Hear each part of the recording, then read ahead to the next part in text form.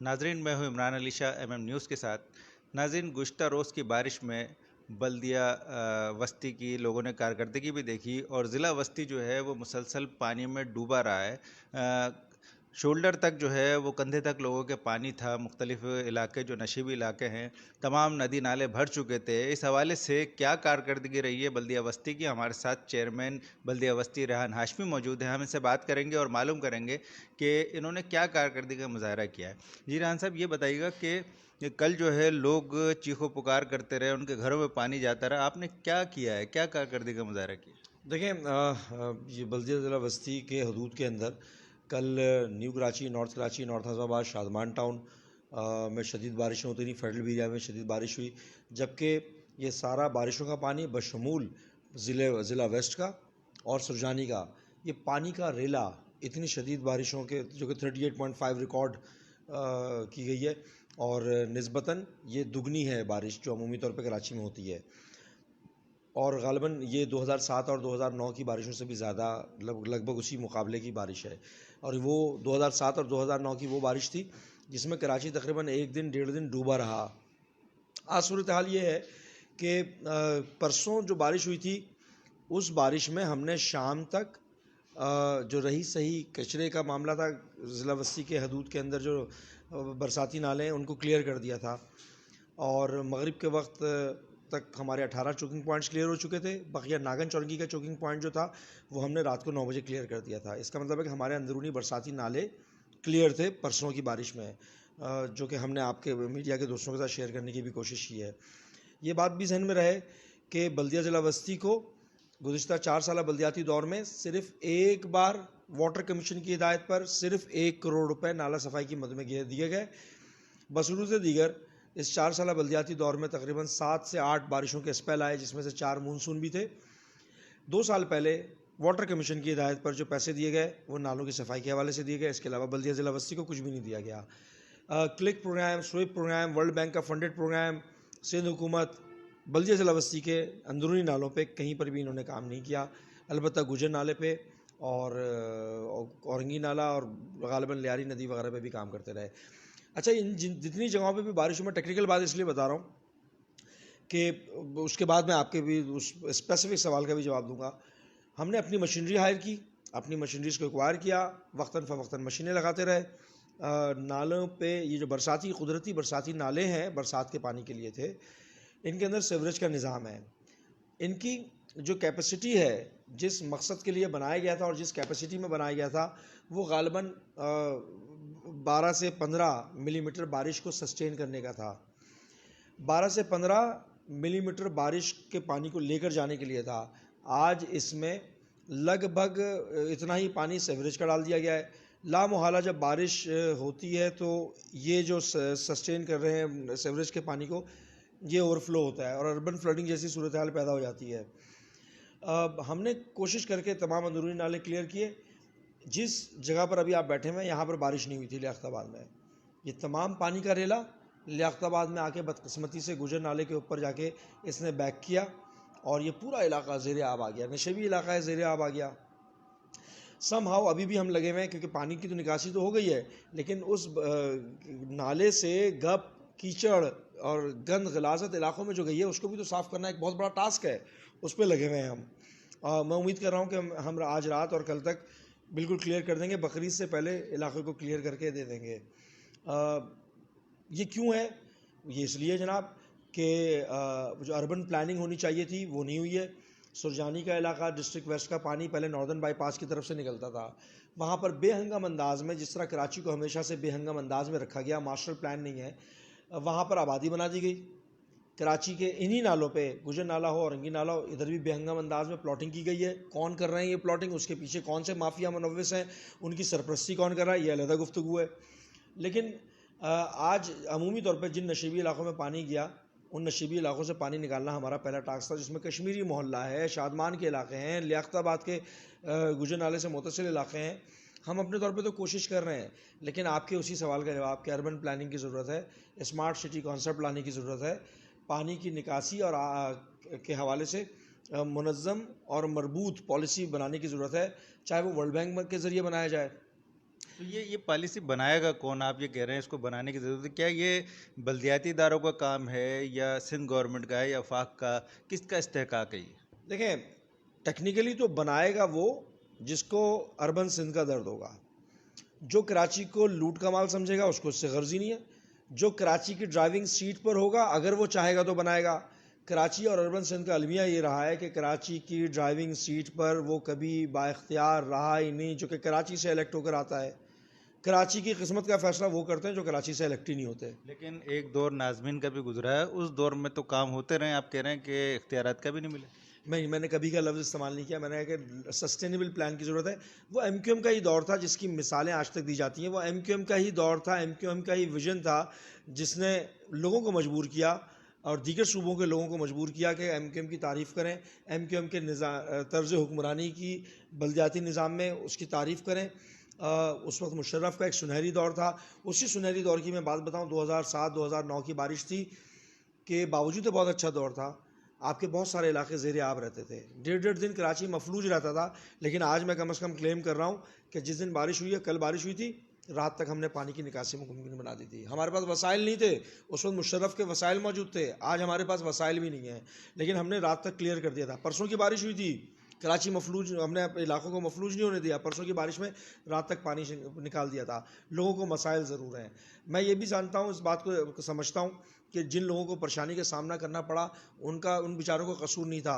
MQM Pakistan Karachi में, चाहे वो जॉब्स एलोकेशन का मामला हो, कराची में नौजवानों के हकूक़ का मामला हो, सरकारी नौकरियों का मामला हो, कोटा सिस्टम का मामला हो, तर्ज हुक्मरानी का मामला हो, बल्दियाती सहूलियात का मामला हो, या दीगर जो भी मामला हो, हमारी ज़ेर इंतज़ाम नहीं भी हों, हमारे ज़ेर इंतज़ाम इदारे ना भी आते हों, हम तमाम की ज़िम्मेदारी लेते हैं, क्योंकि हम स्टेक होल्डर कहते हैं अपने आप को, और हम वो पेन भी लेते हैं जो कराची की आम आदमी चाहते हैं, और वो उन्हीं आम लोगों के साथ हमारे लोग भी होते हैं मौजूद।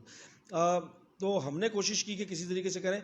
सिंध हुकूमत ने जो वादा किया था DMCs के अंदर मशीनरी देने का, अगर वो दे भी देते, उन्होंने नहीं दी, हमने खुद कर लिया। लेकिन सस्टेनेबल प्लान की ज़रूरत है। पहला टेक्निकल मसला, गुजर नाले का पानी लियारी नदी में जाता है, लियारी नदी समुद्र में लेता है। कराची सी लेवल के तकरीबन बराबर है या कुछ जगहों पर डिप्रेशन पे है। टेक्निकल एक्सपर्ट्स ये कहते हैं कि समुंदर का भी एक अपनी कैपेसिटी होती है जो कि पानी लेगी, और वो अपने लिहाज से पानी लेती है। तो समुंदर जब तक पानी नहीं लेगा तो किस तरह वो होगा। अनफॉर्चुनेटली इन बरसाती नालों में सेवरेज का पानी डाल दिया गया है। इसको कौन निकालेगा? क्या इन बरसाती नालों को कुदरती नाले के तौर पर इस्तेमाल नहीं करना चाहिए था? क्या सेवरेज का मरबूत निज़ाम नहीं बनाना चाहिए था? क्या अलहदा निज़ाम नहीं बनाना चाहिए था? और कौन बनाएगा? मैं आखिरी बात कहता हूँ आपकी।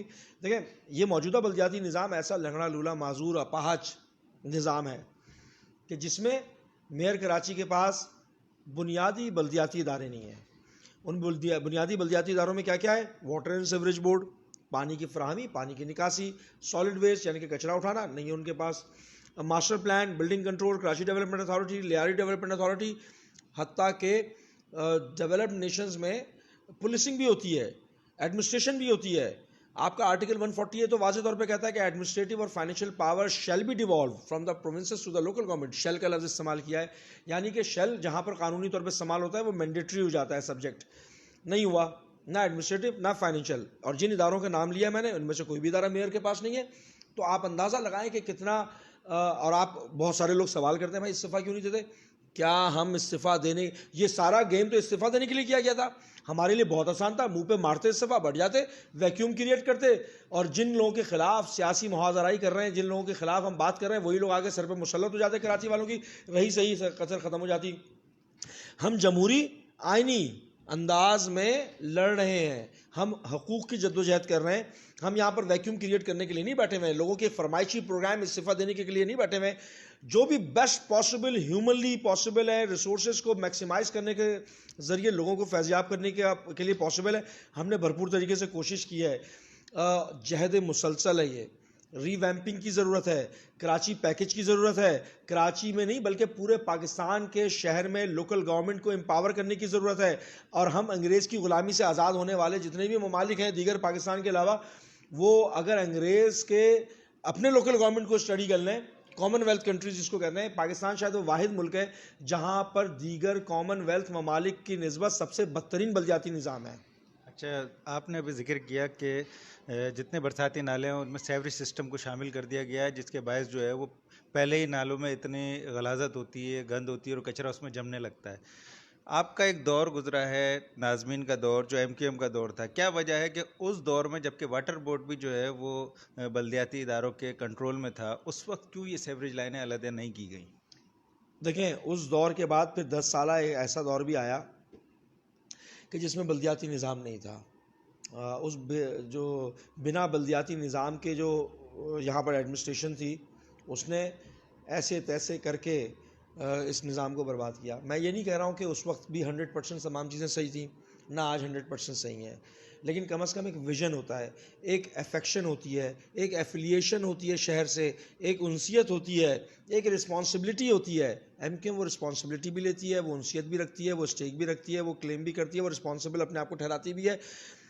हम 100% नहीं तो कम से कम 80% हमने हर जगह कोशिश की, अभी भी कोशिश कर रहे हैं, लेकिन अब क्योंकि निज़ाम ही हमारे पास नहीं है, सीवरेज का निज़ाम ही नहीं है। उस वक्त भी हमने कोशिश की, लेकिन मैं तो इस हद तक जाके कहने को तैयार होता हूँ कि अगर वो एमक्यूएम का ही कोई शख्स है कि जो कि मुलव्विस है, पोषण माफिया का कोई एहलकार हो, चाहे उसने नेक्सस बनाकर मुख्तलिफ कंपोनेंट्स के साथ शहर कायद को, कराची को, कायद आज़म के शहर को बर्बाद करने में अपना कलीदी किरदार अदा किया और लटकाएं उसको उल्टा, क्यों? क्या है, एमक्यूएम थोड़ी बोलेगी कि यार ये बदमाश है, गुंडा है, इसको नहीं लटकाएं।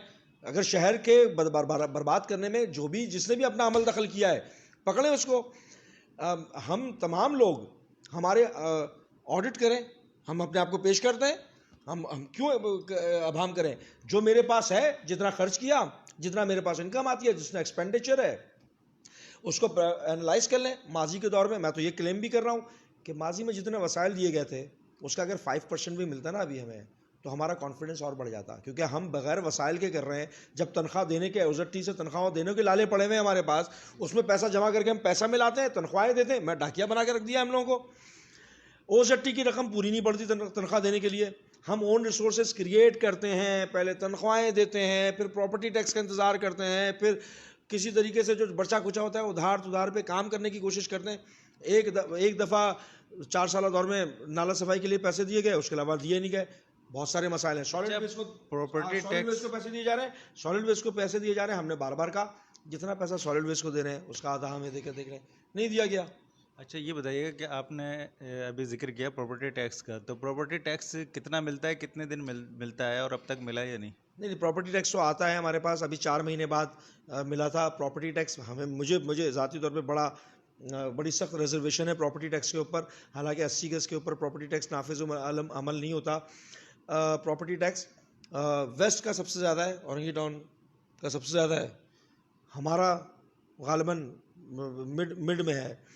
90 लाख करोड़ तनख्वाह हमें देनी है, 1.25 करोड़ OZT में मिलाना है। ओन रिसोर्सेज मिलू के हम तनख्वाह दें, कचरा उठाएं, डेवलपमेंट करें, मेंटेनेंस। डेवलपमेंट तो खैर मैं कहते हुए भी मुझे शर्म आती है कि डेवलपमेंट किस चीज़ को कहूँ, मैं तो मेंटेनेंस में लगा हुआ हूँ। डेवलपमेंट तो होती है कि आप शहर के लिए कोई ब्रिज बना दें, पेडिस्ट्रियन ब्रिज बना दें, कोई नई सड़क की तामीर कर दें, कोई असरकारी कर दें।